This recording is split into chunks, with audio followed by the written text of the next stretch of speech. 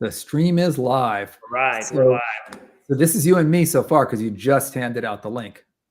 Yeah, so it'll probably be a second before we get any participants. Yeah, that's fine. So yeah, I see an old one running there, and you're in the background. I'm like, yes, he gets the front seat this time. Yeah, yeah, we'll kick Cody out of here. No, so anyways, well, this is the weekly AI discussion with John D. Oliveira, the AI expert. I'm Bryce. I work for Cody at tradingwithcody.com. And Cody is not with us this week. He's in New York on business, and he's doing some videos with a company that he's involved with called Republic. They do crowdfunding. And then he's also just meeting with investors and learning and, trying to help us get a better gauge of where the economy and the markets and everything sits. So with that, John, what's new in AI? Yeah, I don't know.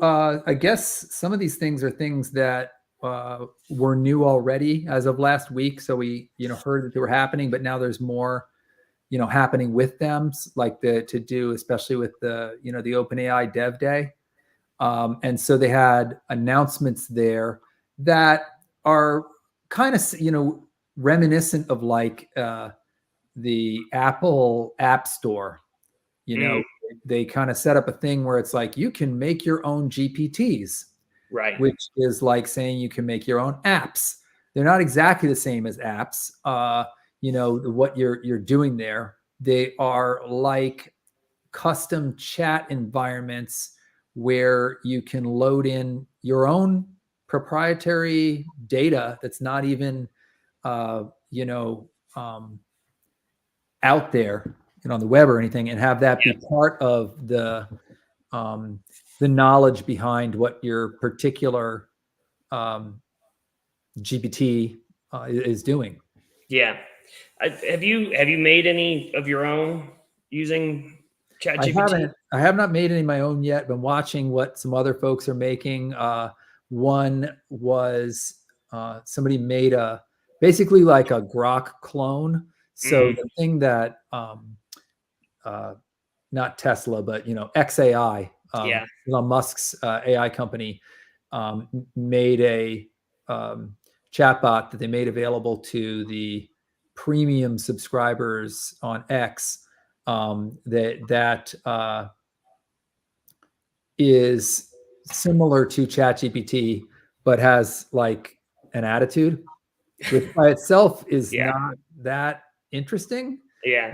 Yes. Okay. So it's not restricted in the same ways, and it can be less politically correct or this or that. But the most interesting thing about it would be that it performs well on different tests and things, although not many of them yet, but after a very short time. So the time for the follower or the second one, or it's not quite second, but nth one after OpenAI, the time for the next one to catch up to what they were doing is very short, 4 months or something. Well, is the most revolutionary part of the Grok from xAI, is it the live, the fact that it has access to live data from Twitter versus, having a knowledge cutoff date more than just that seems more revolutionary than the humor and then. Yeah, it should matter more. But OpenAI has connection to the web. So, and that used to be a thing you had to specifically select and say, oh, yes, please go look on the web for this. But now it's integrated to where it'll decide when it makes sense to look at the web. So its own, OpenAI's own knowledge is caught up from it to April 2023 instead of whatever it was, like September 2021 or something. Yeah. I saw that. So that caught up to there, which isn't like up to today, but then it has the web. So X has Twitter and xAI has Twitter and OpenAI has the web like Bing did. So I don't know if that's that much of an advantage either. Okay.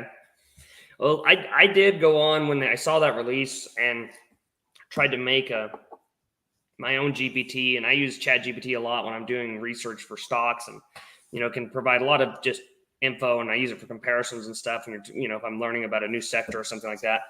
And so I wanted to make a GPT just for stock research, just focus on facts. I don't need and one of the things that bothers me about ChatGPT all the time is it's always like, you should talk to a financial professional, or I'm like, Yes. You don't need to tell me that every time we're talking about a stock, right? I'm a professional investor. So I tried to tell it all these things, and it seemed to work okay, but it wasn't for me that much different or better than what regular ChatGPT was. So do you think there's some skill and knowledge that it takes to successfully build a GPT that's actually useful for you? Yes, there's basically, and so whether you're doing it from like making a GPT, which you can just kind of chat back and forth to create, or whether you're getting at it a little more programmatically using the Assistant API, Okay. which is the same thing as I think the making GPTs, but it's from the programming end of it. There are those two pieces to think about. One is data that you can load in, say in the form of PDFs or CSVs or things like that. So the loading in of data is different than just giving it a little bit different edge of personality or how it responds. The part you were saying about, I don't want it to keep telling me I'm not a financial advisor, right? That part you could already do with there's like in your settings, in your profile, you can say like, don't talk to me like that. Mm-hmm.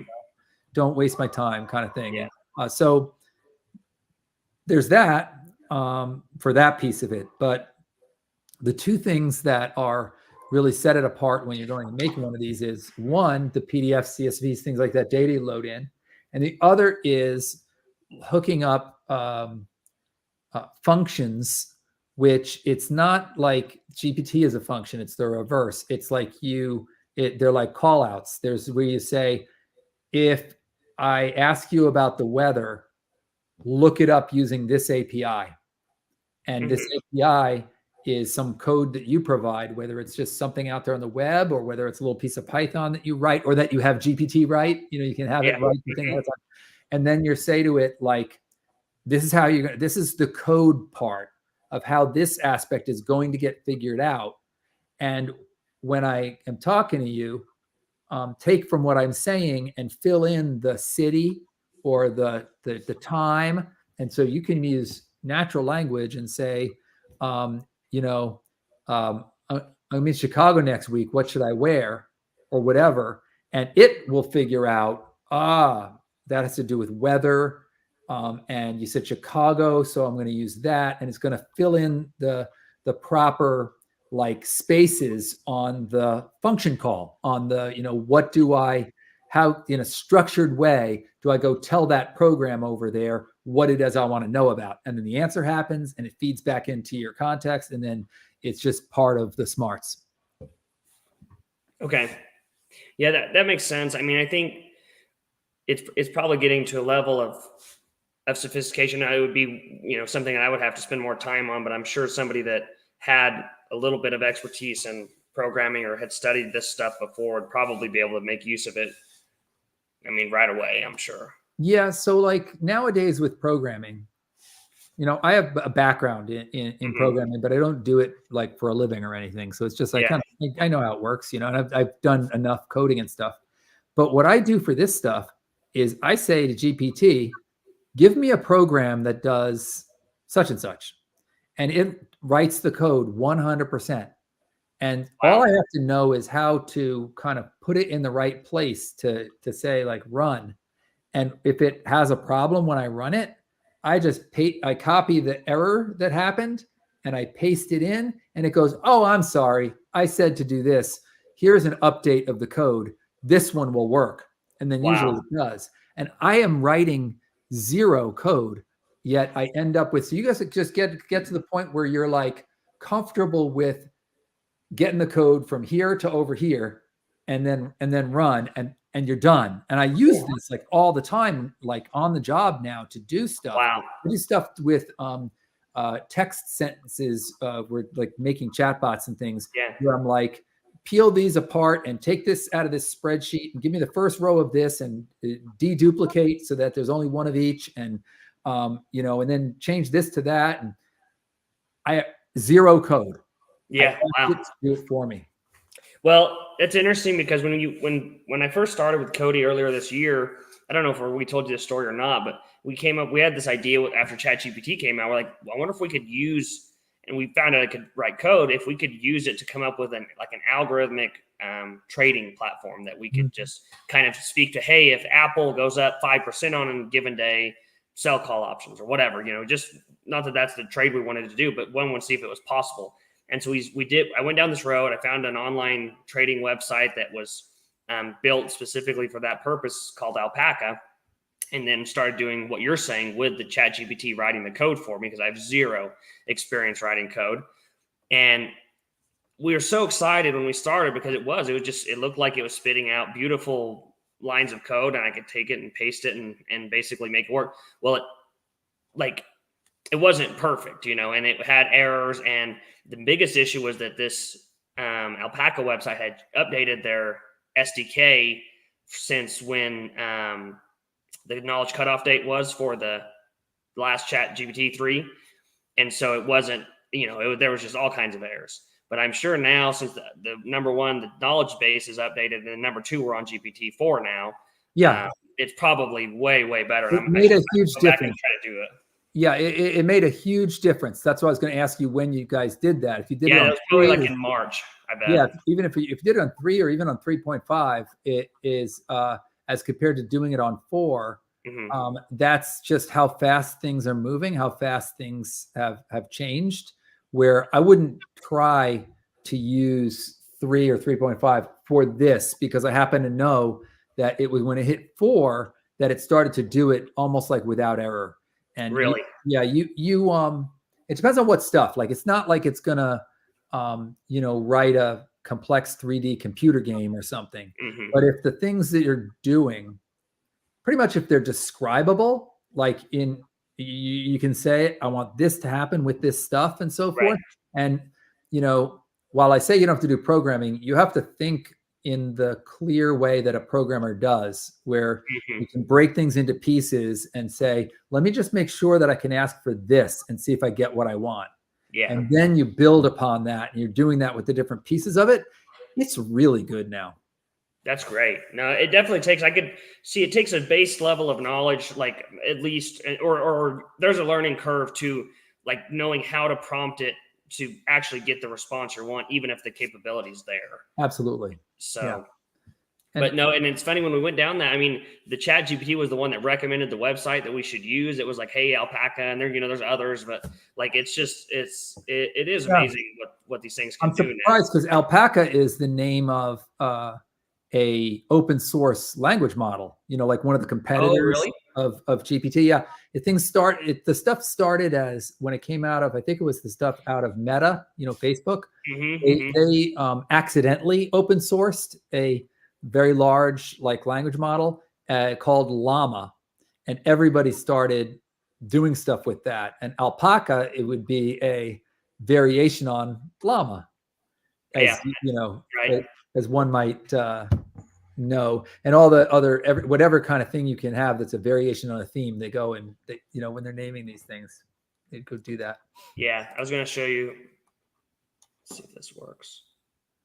So this was the website it had recommended, and maybe some of our Trading with Cody or some of the watchers have played with Alpaca. But the idea is that you can do you could set up, and they had paper trading, so you didn't have to actually put money in it, but you could set this up and automatically use API calls to do the trades.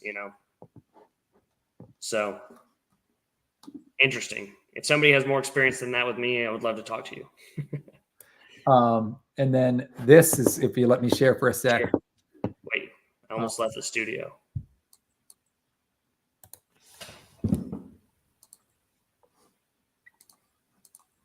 I'm seeing the option of share screen.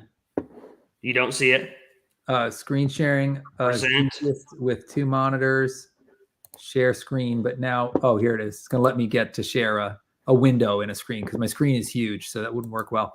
So here's the, is it showing? Oh, here we go. Remember last time I couldn't share a screen? Yeah. Yeah. So this is wait, it's not showing the right. I shared the wrong. It's sharing a tab of the window, and what I wanted was the one right next to that. So give me 1 sec. It's like, Sure. Present, share screen. This is it. So see, wait a second. Alpaca. Okay. So this Alpaca is a language model. So Wow. it's a model that's fine-tuned from Llama 7B, which was that model out of Meta. Okay. So this is open source. People working to make this as good as it can be. Nowhere near functioning at the level of ChatGPT, but getting better and better. There's a zillion of these open source models, and they're really approaching the ability of like of ChatGPT. They're not really yet, but maybe if I use the Alpaca LLM to write the code for Alpaca trading markets, then maybe that was the. Yeah, I'd look for just once again, if that was back then, look for where it is now, because I've seen that there are people doing the trading. And the other thing is, when you do things like look for, this stock moved by $5, let's go see this or that, then you're more on the, I guess, fundamental side, and it's less interesting actually to use a language model for that, because, well, I could have done that. I mean, what's interesting is the fact that you can write the code easily just by saying it. But what's not interesting is you're not taking any advantage of any of the world knowledge that if you really wanted to use GPT and a language model, like if you wanted to say, like, get me when the stock moved by a certain amount and there was an announcement today about one of their main product lines that takes up at least 30% of this or that, where the competitor has in the last month done X. I was like, like make it up, whatever. But it's like you start to model around the whole understanding of that market and of how people react to that stuff, as opposed to just the percentage changes or something. Sure. Yeah. And I guess, like what got us excited to begin with was just the idea that, the big hedge funds, the Citadels and stuff of the world, they have, they make a lot of money just off of having algorithms that make pennies, or fractions of pennies on trades in arbitrage and stuff like that. And so the idea that maybe you wouldn't need, but they have armies of software developers writing all the code that does that, so we're like, well, I wonder if we can, does ChatGPT reduce that by several orders of magnitude where we can start to capture some of that? So we didn't know, but we started playing with it. But yeah, if the possibilities, if it actually we can make it work somehow, would be really fun to experiment with, if nothing else. There's the big financial firms in New York that are, the ones that have like $1 trillion under management or whatever. The place I used to work at, where I was doing symbolic AI, and we worked with ontologies, which are, I would say, people have heard of the term taxonomy. It would be like, you could say like animal, mammal, domestic pet, dog, German Shepherd. It's like in a tree, going down, getting more and more specific, right? Yeah. So an ontology is that on steroids, is the way I describe it, or it's that 3D. So it's not just like this straight down thing. And it's very structured knowledge. It's very like we're figuring out what every little concept means. The people who were working on that, when they left that company, they went and they worked for the big firms on Wall Street. And they took that technology of how to talk about reality and used it to model as much of the world as they could that they knew had an effect on share prices and things like that. And they would put like big money behind these people working on those specific things. Yeah. Now you have a what's the term I'm thinking of? When you have the little guy able to do what the big guy was doing, you have this kind of turnaround on the leverage Right. that's available to you as an individual, where it would have been that it's like asymmetric warfare. Yeah. It's like you wouldn't have been able to play this game, but because of the new technology, Right. you don't need that team of scientists to go do that thing. It's like democratizing the Yes, field in some ways. it's leveling the playing field, and you can be in the game. And then what does that do? If these huge companies were relying on that kind of stuff to have that advantage, to give them that like arbitrage, and then you come along and really it is up to you. It's up to you to be clever with this new stuff, but it's like doable in a way that it wasn't. So right. If you're willing to put in the time and the effort, it's that your barrier to entry is a lot lower than it formerly was. That's what I was trying to say. Yeah, no, I can see that.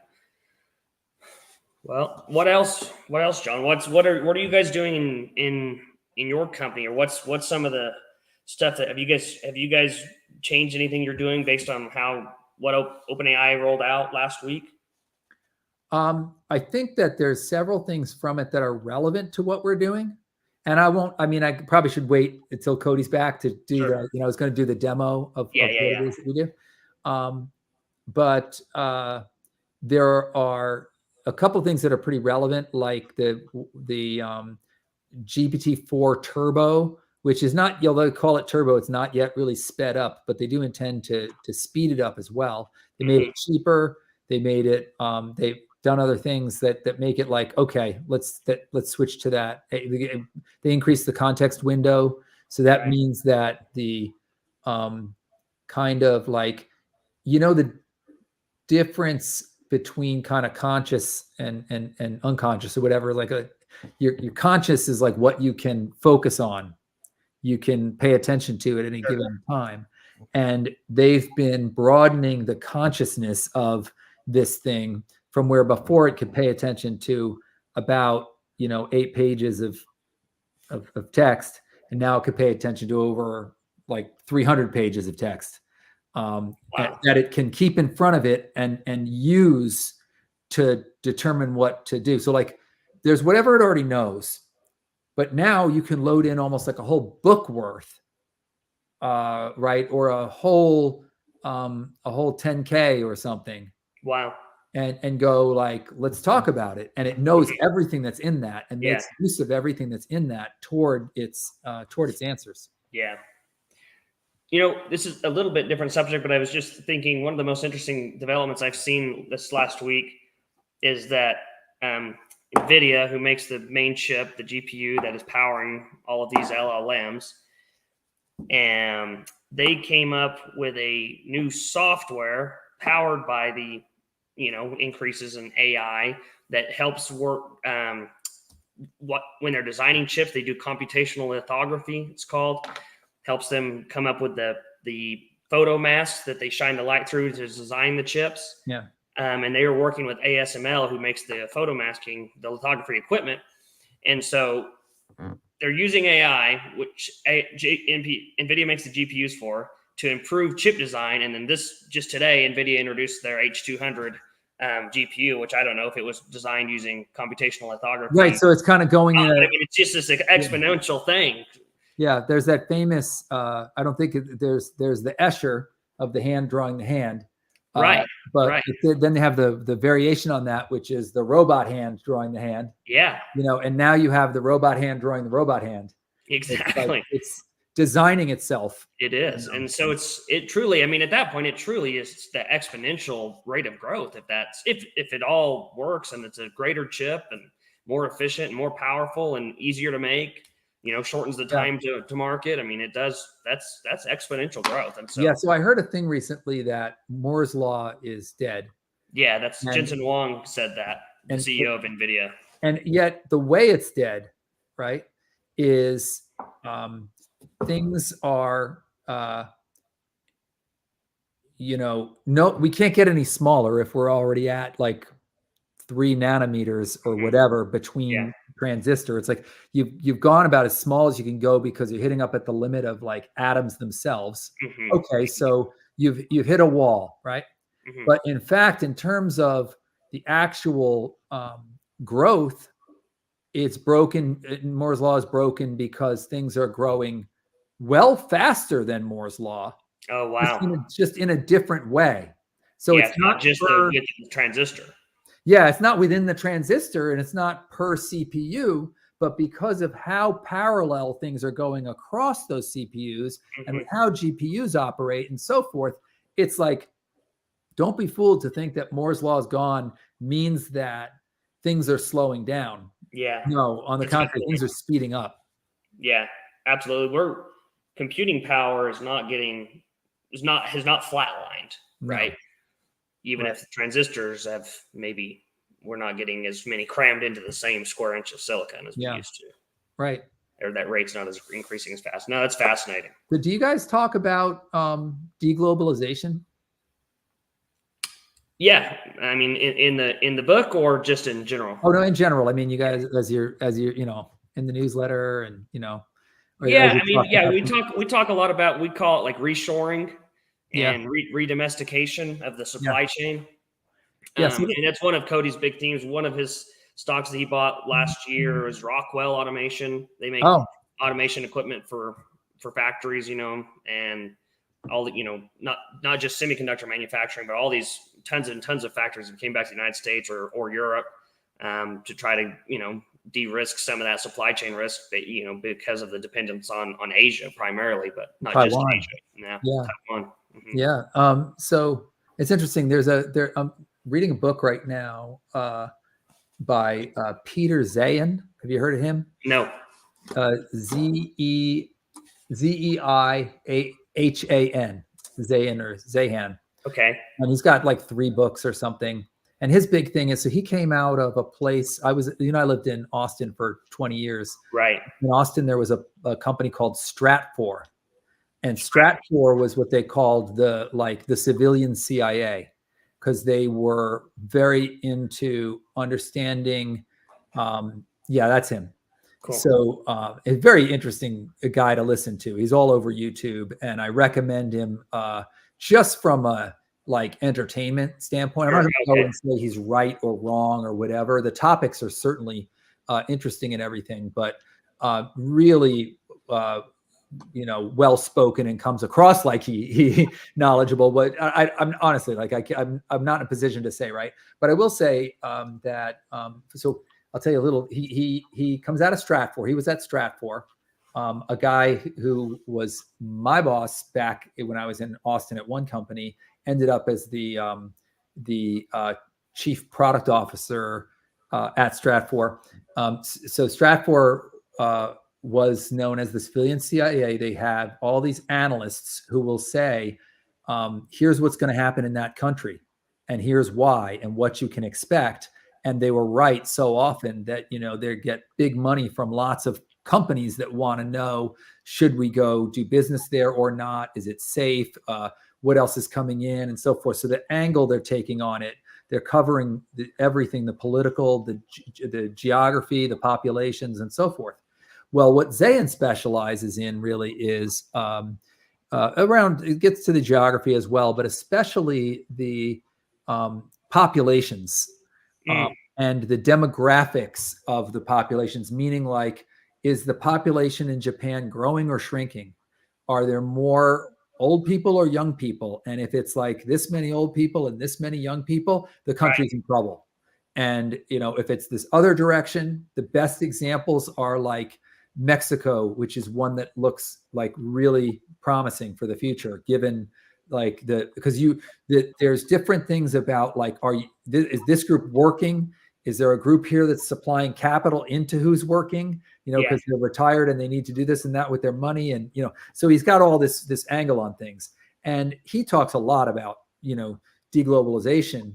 And one thing, and he's one of his books is called I think The End of the World is Just the Beginning, and he's talking about how from a standpoint of being out there in a global way, with the US Navy defending the whole world and letting trade happen everywhere to everywhere.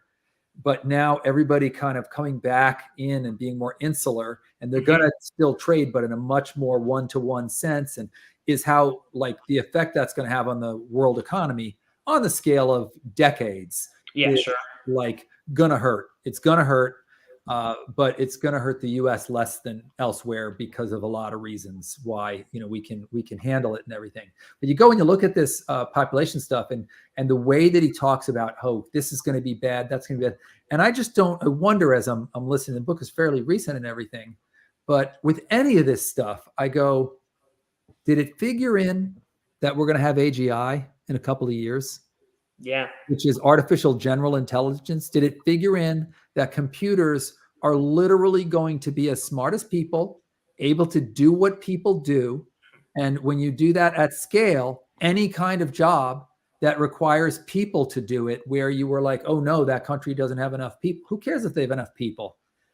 Any white collar job, you can get the computer to do it. And any manual job, you can get the robot to do it. Yeah. And like, if those things are literally coming along, which they really are, right? What effect does that have on that whole, formula? No, that's a huge question. And I think I've even seen people like venture capitalists talk about what role does currencies even have, in a world like where AGI robots build everything. And I mean, you can get really out there with it pretty quickly, but it's definitely something, like you said, it's going to have an effect on economics on a nation by nation level and world level that we're probably almost certainly not thinking about yet. I'm forgetting, there's a phrase that's used or something with different variations, like fast takeoff, slow something, and it's the kind of the quadrant of, it's either fast or slow or slow fast. And whatever the words are they use for it, what they're referring to is, will AGI, will computers becoming that level of intelligence, will it happen super quickly, but then take a while for it to take effect? Or will it happen very gradually, but once it gets there, it's bam, and things happen?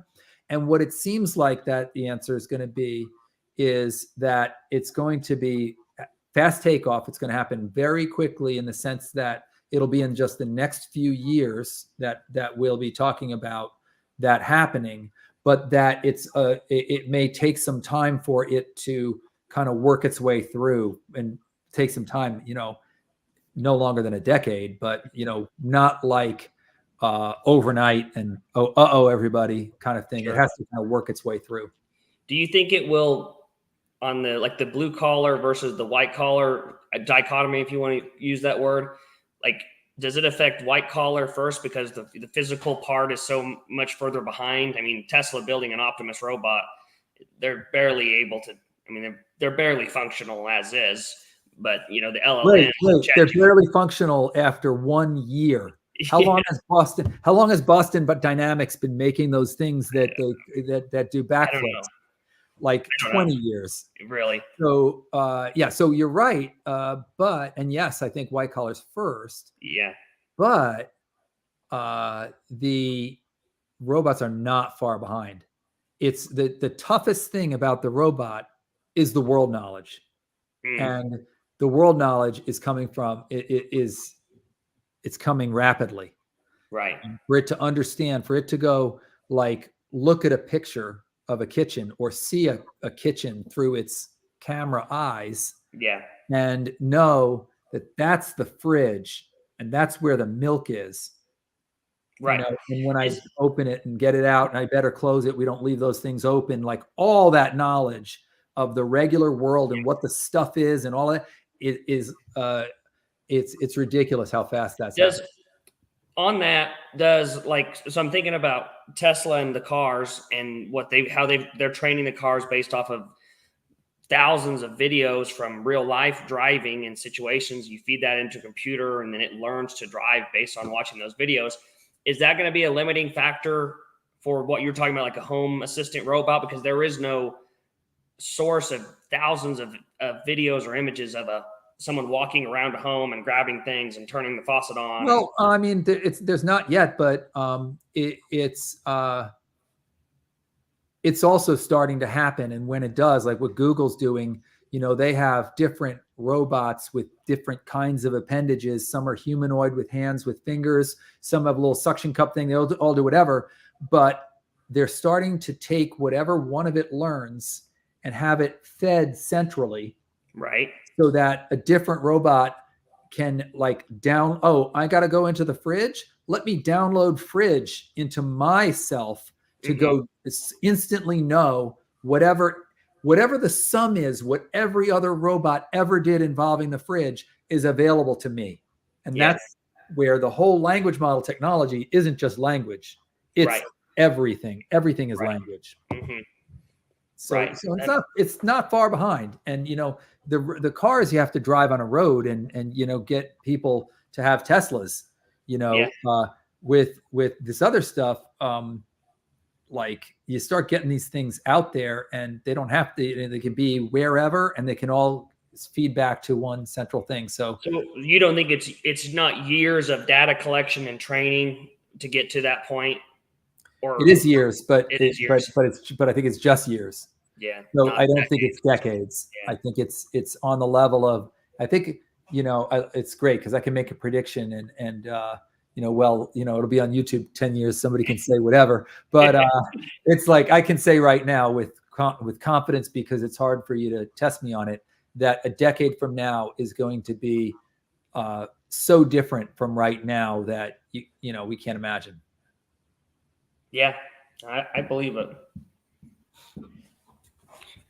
So. Well, John, we've been on for 36 minutes or so now. I don't know. Is that feeling long to you? Because no. It's like, oh no, we've used up all of the no. No. I just I didn't have anything else on my agenda. So that's why I'm here to take Cody's place and to handle the thing. I was thinking more about, somebody asked last week or something. They were like, okay, well then what should we invest in? And, and I was like, well, I don't know, like, am I in the wrong place to not be able to answer such a thing? But, when you go say things like, hey, look what NVIDIA is doing, and you get across that they're making the stuff that makes the stuff. And it's like, well, that's just vertical integration. That's been around, forever. But the thing they're doing it too is so interesting because it all builds on itself. Yeah, absolutely. Well, we Cody and I talk about all the time with vertical integration is like for decades, American companies didn't want to vertically integrate, and the auto manufacturers in the 60s or 50s sometime decided that they wanted to, completely outsource the supply chain. And Tesla has kind of reversed that whole, they have reversed that whole dynamic where they've demonstrated that vertical integration actually is, and having that control over your supply chain and over your costs is the best way to achieve profitability in the long run. And well, they had to as well, because no one's innovating as fast as them. No. Who are they going to turn to and say, go make this thing for me? Like somebody made the point, like you're going to ask somebody else and they don't know your business. So, I was watching a video about, some folks were talking about the Tesla robots and then saying like, it looks like they're going to make some of those, think of it as more like a Roomba style robot as well. They're like heavily used at Amazon for like lifting up a big bin, like a storage bin, and relocating it. And it's like the whole bin itself. So you see the aisles of where you would pick things, the aisle itself is reconfiguring because of this. It's got this robot underneath it on wheels. And they said, well, why would Tesla get into that, this robot on wheels? It's like, oh, wait a second. Their car is a robot on wheels, so they have the stuff that it takes to do it.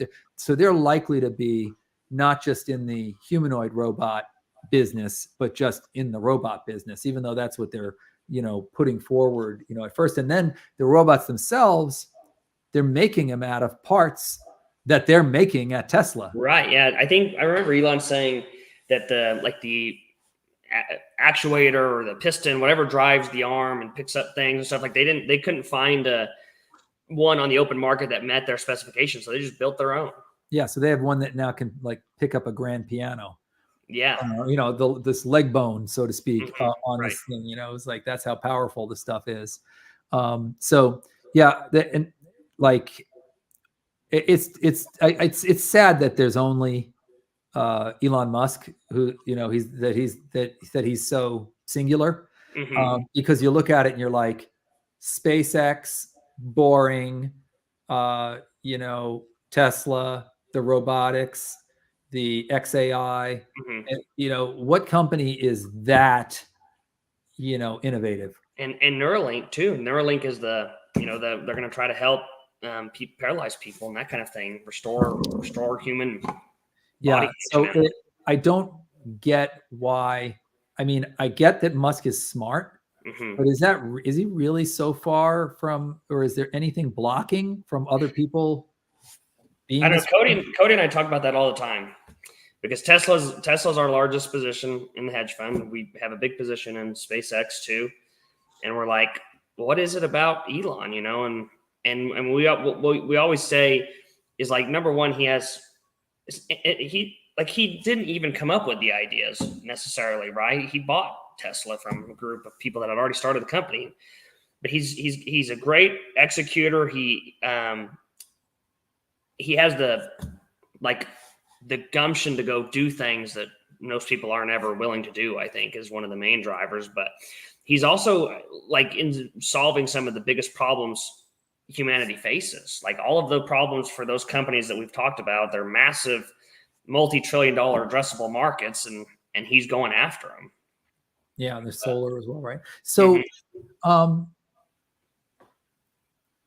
vertical makes a lot of sense there, there's a lot of horizontal happening in other areas, like with OpenAI sets up a platform and then they open it up so that like however open it is, but it kind of like there's levels of, we're going to go and make these things that are useful that are on top of that, not just all little apps or whatever, but people making, I'll make the whole main insurance model, on top of the GPT model that is, has taken the time to be certified, whatever, like it passes the muster for actual use in financial situations or things like this. And it's like, okay, that's one extra piece. Now somebody else, they'll build stuff on top of that. And there's just the whole economy coming up around. Why? I was reading about this earlier today, talking about, different innovation cycles. There's usually a platform like the internet or the smartphone, and then the platform takes off, and maybe there's one or two platforms that are used. And then on top of the platform, there's thousands and millions of applications that are built on. And, that same thing is going to happen with AI, was what they were talking about. But I'm just thinking it through. Why is it that the company or companies that make the platform, there are, just a couple, usually three, maybe, that dominate the field. But then they don't go on necessarily to make all of the great apps that we use every day. It'd be kind of hard because it's like, I can't think of an example of that being successful. It's to stay on top of all those areas. It makes me think of like, Yahoo. Back in the day, they're going to go and decide we're going to be in entertainment and this thing with the movies, and then with Yahoo Finance, and like they went off into these different areas and tried to to be the place you go for this stuff. And it's like, you can't. You're busy being in that case, they were a search engine at the time. Right. I mean, Google has probably done the best job in my mind of, they're kind of a platform, because I think search really is a platform that's empowering a lot of other things. It's how we use the internet, how we interface with the internet. And then Google also has tons and tons of apps with Maps and Gmail and all this other YouTube and stuff that we use. But, Apple with the smartphone, Apple didn't make Uber. They didn't make Airbnb. I mean, other companies came and latched onto that model. And yeah, and what's the difference there? It feels like things like maps or that kind of stuff is like a utility, almost like if you had your Mac in front of you and you could open up a calculator or different kinds of things that you could do that are, so that in that sense, Google's being like an operating system, and it's saying, here's these other things. Notice what you don't do with maps. You don't like go to the checkout and get out your credit card and choose out the items. And Google did try to go down that road with Google Shopping, and I don't think it did that well. So there's a kind of thing that works on a platform, and then a kind that maybe really needs to be more. No, it's an interesting like thought exercise to go through that and see what works and what doesn't, and how, because I mean, companies live and die trying to play that line sometimes. Like when I'm looking at, especially like software companies, I'm looking at a lot of software companies right now, and I'm just like, could Google build this into the platform and give it away for free? I mean, you know what I mean? Like that thought's in the back of my mind with a lot of these companies. Yeah. Is it Tencent, the Chinese company? Do they own, what's the messaging app? I forget offhand, but there's like, they have an app that is the equivalent of like Facebook. QQ, is that what you're talking about? Yeah, QQ, could be QQ, but what else? I forget WeChat? what else. Yes, WeChat. That's what I'm thinking. Okay. WeChat, along with WeChat, exists in a ecosystem that has the equivalent, China's equivalent of Uber, maybe Amazon, this, that, like a lot of what we think of as these different major areas of the web, maybe all your airline reservations, all your whatever, it's all in that one place. So it's reversed. Instead of us having profiles out on Amazon and out on Uber, it's like you have your WeChat profile, and from it, you're doing these. So like what I heard, what he wanted to do with X was the WeChat kind of thing. Right. That makes sense. I've thought about that. Me and Cody talked, I don't know, probably 6 months ago when this was all starting, we went down this road, but like, could ChatGPT or OpenAI or any form of LLM just be a new form of operating system where when you interface with the machine, you're always, and we've talked about this some too, right? You always are just typing natural language. You don't have to go click on apps. You don't have to go to Expedia to book the flight, right? It just, you're conversing with a computer, and maybe you're not even typing, just now it can be with your voice truly, and accomplishing all the things you would have had to do previously through 12 different companies. And maybe the LLMs are the solution to that. I saw a quote the other day that I don't know where I saw it or who said it, but I think I agree with it maybe, that whoever thinks that business to business SaaS applications are going to get overtaken by chat, they don't understand business to business applications. It may have been, I think probably can find who that was next week or whatever, but this woman was speaking at a conference, and she was talking about how it's not a matter of everything turning into, just have this conversation. It's more like when you go to do something and everything that you were doing it with is getting filled in with the right answers that correspond to what you're talking about. Almost like a spreadsheet. The spreadsheet has been the most magical application all the way up until GPT, because the way it works, you go and I change one thing here and it changes everything everywhere because the stuff's all connected. And if you have that notion of the application where you're still doing something, now whether you have to sit in front of it or not, is another thing that to figure out and stuff. But they're just that chat is not the ultimate interface. You don't think so? No. Interesting. Yeah. That was the thought. Was if I didn't know, we in our minds we think, or my mind, I think we're we're going to have mouses and clicking on stuff and clicking on icons and everything. But I can see a world where all of that kind of starts to merge together if you could interface with it just naturally without having to go through this. Because I mean, the idea of having icons and mouses and clicking all this stuff, I mean, it's all pretty new. I mean, it's yeah. just... So I think that a picture is worth 1,000 words. Mm-hmm. And 1,000 words takes a while to say. And a picture takes a split second to glance at. Mm-hmm. And if you worked in my domain, we work a lot with what's called, user experience, UX, user interface stuff. And you deal with that. You're like, there's a notion called progressive disclosure. And that means that you made this interface that is saying all this stuff about your trades you're going to do or that you did do, and that there's risk here and the things are going to happen, whatever. And you've made it all into such a great picture that it's not just a graph, it's maybe a set of them, but they kind of relate to each other even. And it's just a really great data visualization. And progressive disclosure means that I can go like this and go, oh shit, the market's in trouble. Right. I looked at it for a split second, and then I can go, oh, I see, it's the transportation sector. I looked for one extra second and I can say that. And then with a little deeper looking, I can read a whole complex story out of what's said visually, right? Okay, wow. So take that as like we already spend a ton of time trying to make these things that are good, infographics and ways to convey things, right?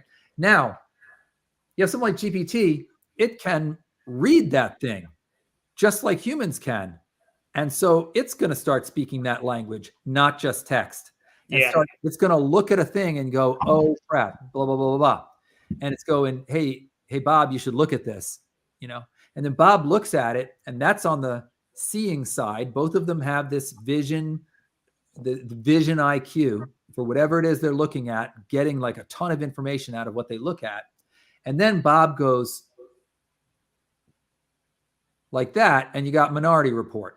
You've got like, you can manipulate what's there because you have such an understanding of like, I don't care about transportation right now, but I do want to see yesterday. And if I could see it, considering the whole set of people, but only in Iowa, and I'm just going like this, and I just changed 15 things from Tuesday about what I'm looking at, and with me, and with it, the image is changing and staying updated to represent the world in a very rich way. So I don't think it's that. Yeah, that makes sense. That definitely makes sense to me. And it's funny. You think when I'm researching companies, sometimes companies pitch their UI as their edge, and I'm like, oh, if it was, somebody can always paint a prettier picture, right? But there is something to be said. I mean, especially once you reach like critical mass is a bigger and more important piece to me. But part of the way you get critical mass is you have the best UI, and so you have the best user interface, and it's easy for thousands of people to use the app. Now you have critical mass. Now you really do have an edge, But you know what I mean? I don't think it's the UI that necessarily keeps you there. I think you got to get that critical mass of user base.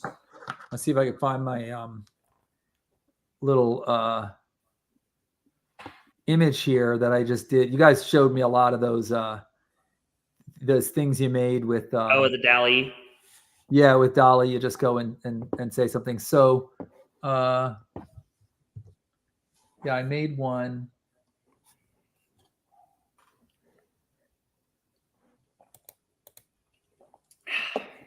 And I was just saying to it, like, make me a marketecture kind of diagram. That marketecture is like marketing and architecture. So you're like making something that's like a technical diagram of how things work, but it's not really real. It's more something you'd use on your web page to kind of show things. And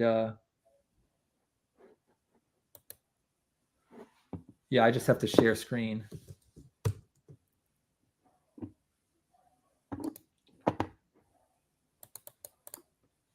Here it is. I found it. Now I got to find you. There you are.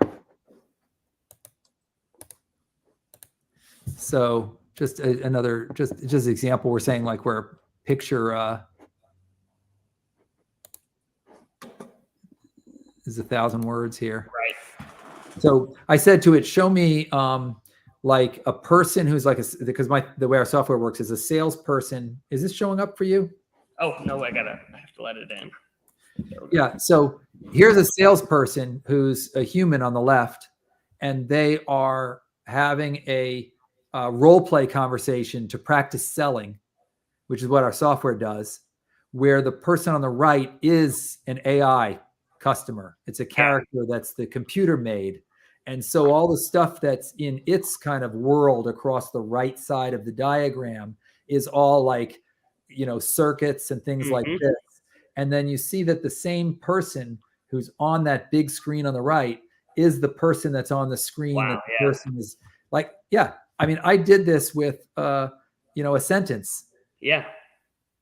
Yeah, no, it's amazing. Truly is.